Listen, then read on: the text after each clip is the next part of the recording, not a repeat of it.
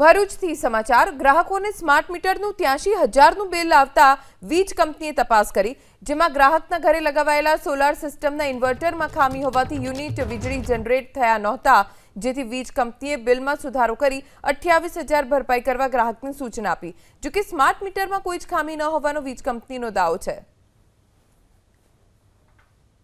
Something 83,000 light bill જે આવેલું હતું તે એના માટે મેં કમ્પ્લેન કરેલી ને સોશિયલ મીડિયા પર મારો જે વિડીયો હતો એના કારણે જીબીના કર્મચારી મારા સ્થળ ચેકિંગ કરીને ગયા।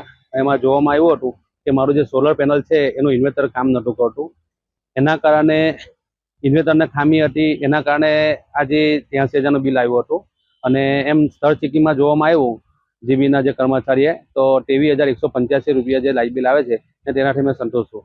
ગ્રાહકને જે સોલારનું ઇન્વર્ટર લાગેલું છે એ ખામીયુક્ત છે, જેના લીધે સોલાર યુનિટ જનરેશન થયા નથી, મીટરમાં નોંધાયા નથી। ફક્ત આ કારણથી ગ્રાહકનું વીજ બિલ વધારે આવેલ છે, જેની સમજણ આજ રોજ ગ્રાહકને આપેલ છે।